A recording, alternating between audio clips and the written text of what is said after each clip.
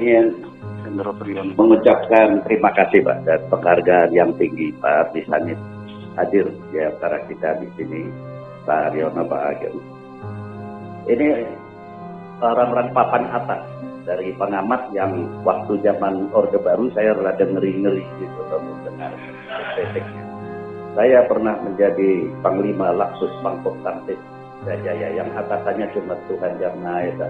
Ya, jadi saya merasakan bagaimana berbahayanya suatu kekuasaan yang otoriter.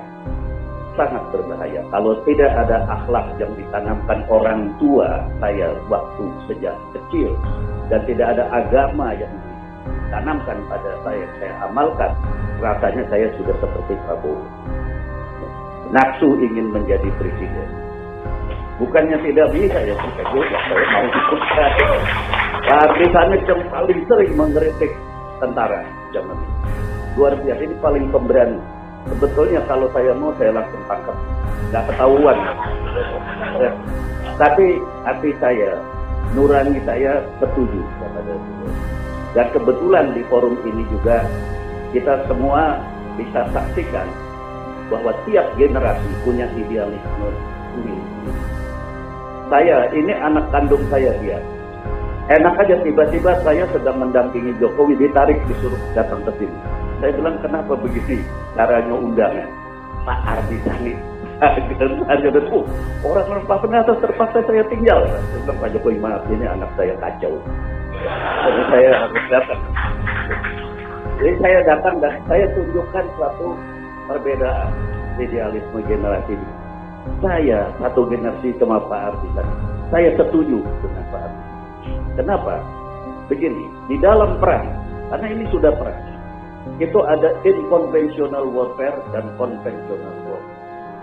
Kalau apa yang disampaikan oleh anak saya, dia berdiri di atas conventional warfare, adalah perang yang konvensional, perang yang ada tata keramanya. Tetapi kalau perang sudah mati-matian terdesak waktu, seperti yang dibayangkan Pak Haryono tadi, tapi Pak Haryono juga masih kasih data ya, bahwa black campaign no, negatif campaign oke. Ya. Batas ini pada zaman sekarang memang menurut saya sudah tidak ada. Sekarang ini perang sudah asimetrik. Yang kecil bisa menang perang terhadap yang besar.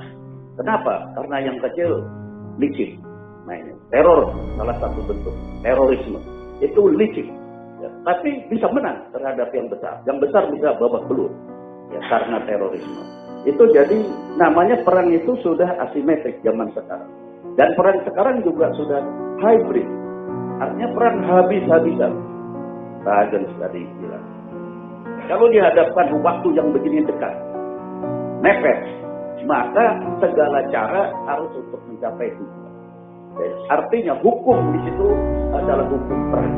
Hukum perang cuma satu, to kill or to be killed. Cuma itu hukum. Jadi kalau kita diserang, tidak bertahan tapi serang balas.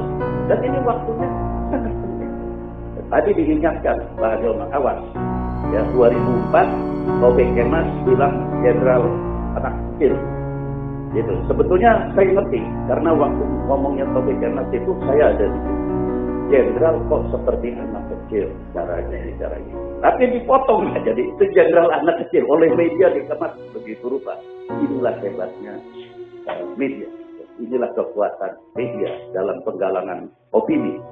Dan kekuatan media inilah yang dipakai oleh kompetitor Jokowi, Prabowo, untuk mengemas sehingga orang percaya kepada iklannya. Iklannya kan Raja Wali turun. Dia bergabung dengan saya, Prabowo Subianto. Demi Indonesia Raya. Bagaimana? Masa kita suruh gabung seperti saya? Orang yang sampai pensiun sampai sekarang tidak ingin berpolitik. Karena ingin menjadi sekali fighter, tetap fighter. Ya, saya tidak ingin. Kenapa? Pak Ageng, orang seperti saya dan kawan-kawan saya harus ikut orang yang kita pecat waktu itu. Itu tidak masuk akal. Itu sebabnya iklan ini, Pak. Iklan luar biasa. dan media mengemas luar biasa. Saya jadi seperti pahlawan. Dan sekarang hampir saja ini menyalip, tapi masih jauh, kata beliau. Dan Pak Ageng ini mengatakan bahwa saya senang, ya. Beliau dekat juga sama Prabowo, jadi ngerti. Seperti saya ngerti betul. Yang tidak ngerti langsung wah hebat, naik kuda, jagoan, kayak Arya Penantang. Zaman sekarang kita tidak ingin. Saya keluarkan satu artikel yang mendapatkan kritik dari beberapa teman yang pro ke sana. Saya katakan 2014 yang berkuasa, yang memerintah Republik Indonesia harus seorang muda sipil, non militer. Karena kemudian saya tanya, kamu waktu jadi tentara sebetulnya cuma numpang hidup atau memang kamu bertekad untuk menjadi seorang profesional, fighter, profesional, Pak, berbakti kepada nusa dan bangsa dan lain-lain. Waktu saya pelonco, ternyata tidak. Terus terang, saya tidak respect. Semua yang punya latar belakang militer ingin menjadi militer terus sampai pensiun, sampai mati harus fighter. Jangan terus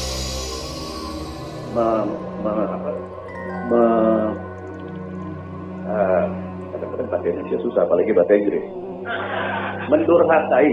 Mendurhakai Gajah Mada. Gajah Mada memberikan contoh. Seumur hidup dia sampai ini hari kita belum pernah dengar dia mau jadi raja. Kalau dia mau jadi raja waktu itu bisa. Gampang rajanya nggak ada. Tapi kalau kita jalan-jalan kemana-mana, kita tanya, kalau tour leader selalu cerita di Myanmar, di Thailand nggak ada, Vietnam, itu Birma ya, kita tanya, ini apakah ini siapa? Ini Gajah Mada, ini seorang panglima perang dari Jawa. Jawa di mana? Indonesia. Rajanya siapa? Nah, dia Taidun. Tidak tahu, lebih terkenal Gajah Mada sebagai seorang prajurit. Jadi itu saja, tidak usah jadi presiden. Makanya tidak ada satupun yang saya restui, termasuk SBY, itu asisten saya. Saya panglimanya. Saya tidak restui. Tidak. Kalau kamu saya restui, berarti saya aja yang maju dong. Saya juga maju. Ada misalnya juga. Sekolah juga sama, apa sama. Sama-sama memimpin, tapi yang kita pimpin seperti saya. Puluhan ribu pasukan yang saya pimpin. Tapi kan itu memang ditunjuk oleh pemerintah. Dilantik saya di sana. Kasih jabatan. Kalau saya berbuat salah, saya dipecat, diganti orang lain. Gampang. Tapi memimpin rakyat, memimpin cipik, yang dipimpin harus memilih saya. Itu susah. Dan tidak bisa saya bilang kanan, kiri. Seninya beda. Jadi jangan dianggap itu berpengalaman. Tidak. Kita tidak berpengalaman. Saya maju, saya tidak berpengalaman. Gak ada track record saya memimpin sipil. Apalagi memimpin 250 juta. Gak ada. Saya bisa. Banyak cermin di rumah saya untuk melihat diri saya ya. Saya merasa. Kecuali kalau nggak punya cermin, merasa saya pernah memimpin puluhan ribu. Ya memang puluhan ribu jadi pangkat. Tapi kan anggotanya dikasih. Terus kalau ada yang bandel tinggal ditabukin. Melawan pecah, susah amat. Tapi coba mimpin sipil, bisa. Tabukin dia nabok lagi. Beda. Pak, saya terima kasih ada ini penjelasan seperti ini.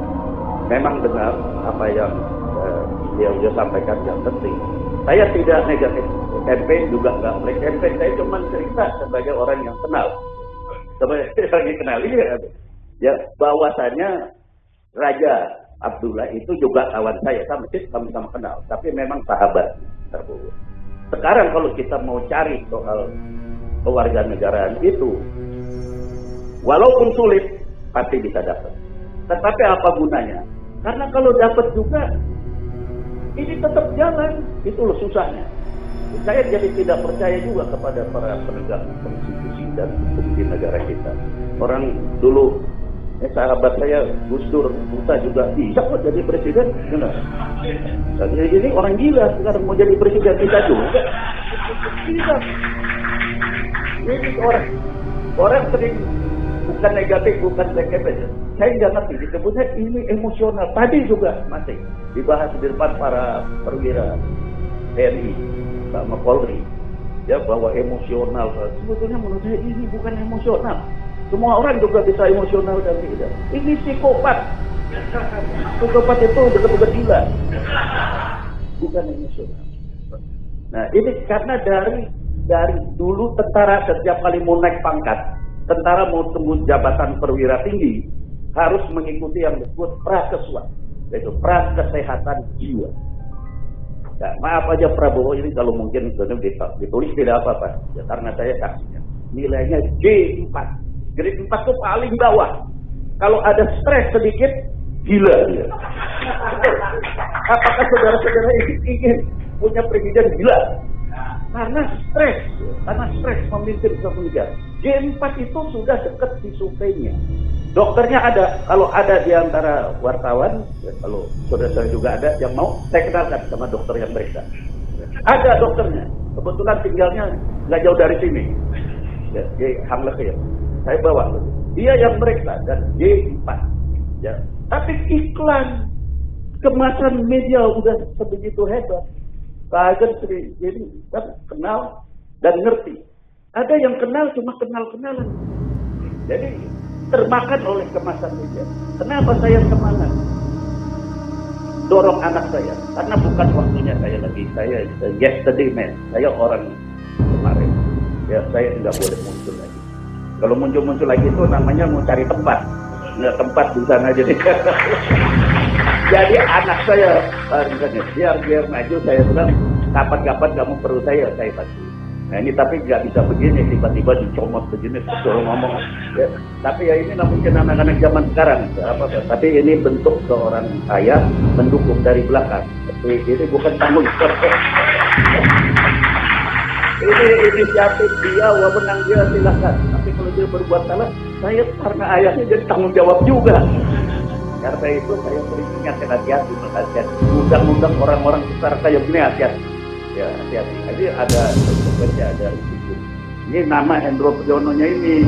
Kecuali kalau lihat bukan Hendro Priyono tulisannya gitu, dia bukan Hendro. Ada Hendro Priyono juga. Jadi kita hati-hati. Jadi ya, kesimpulannya saya ingin sampaikan bahwa kita ini ada kendala yang hilang.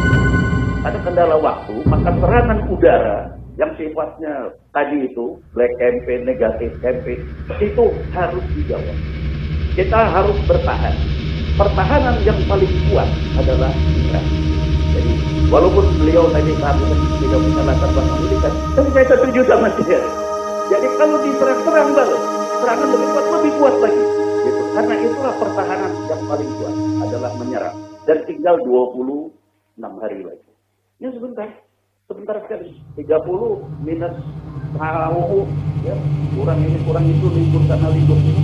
Ya, serangan darat kita banyak tertekan oleh intimidasi, black campaign dan bom duit. Tapi saya kira kalau kita memang betul-betul bersemangat untuk menjadi seorang pemenang, bukan pecundang, apapun yang terjadi, kita yang penting menang. Jadi itulah yang sekarang ada dan berada di para relawan. Ini ada ratusan relawan dan saya selalu kunjungi karena apa yang dikatakan Pak Agen betul. Ya. Partai semuanya, terutama partai PDIP juga, ini nggak jalan. Jadi kalau saudara-saudara tidak sungguh-sungguh melakukan serangan darat dan udara yang begitu masif dan begitu sinergis, maka hasil saudara-saudara juga bisa kecil. Jadi serangan udara dan darat harus masif dalam waktu yang begini singkat. Dan bertempurlah mati-matian. Karena kalau kita sedang dibom dengan tembakan konsentrasi, tembakan mortir dan meriam konsentrasi, tidak ada jawaban yang lain dalam diri kita selain secepat-cepatnya kita menuju ke sasaran dan secepat-cepatnya menuju ke sasaran. Cepat dan tepat. Wabillahi taufiq wal hidayah. Wassalamualaikum warahmatullahi wabarakatuh.